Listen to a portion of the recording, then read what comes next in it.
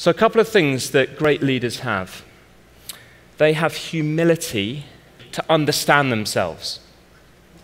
Are you humble enough to really understand yourself? To really understand what your strengths are and what happens when those strengths get overplayed and start to annoy people? They also have the courage to act on what they learn about themselves. The French horn is an orchestral instrument. It is made of brass. If you unwrapped it, it would be about 12 feet long.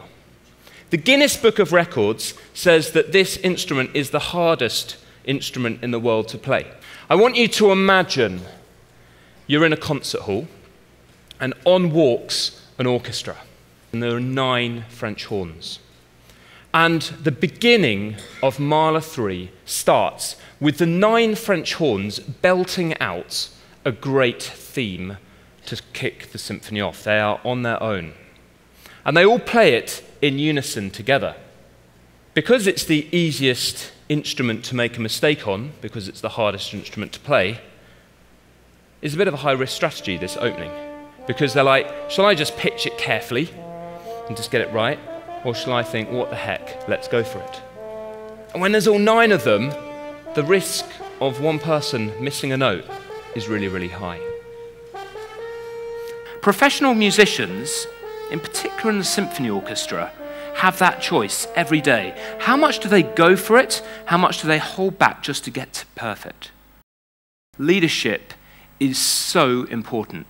And it is the difference between a mediocre company and a great company. We're going to break you out of your established pattern, because that way we will get fresh insight and knowledge which we then can go and apply back into our own context. I'm sure many of you have children and you go to concerts at school. And let's face it, it's pretty painful, isn't it? And the reason it's painful is that these kids have not yet learnt to listen. And these guys in the orchestra are absolutely fabulous at listening. And that's why tuning is so important. And what they do, if you ask them how do they feel about being out of tune, it is so opposite to their culture, they almost they cringe. They're like, oh, I can't do that. It just doesn't work.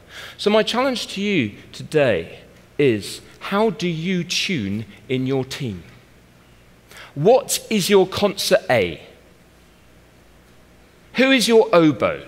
Who sounds it? How often do you do it? Do you care? And what are you going to do about it? Because these guys are world class and they produce a world class performance every single night. And it starts with tuning. The other thing I would say about tuning is that conductor of the orchestra is not involved. It is a self-regulated process within the team. Imagine having a team who were so in tune with each other, it was completely self-regulated. Rainstorms start very, very quietly.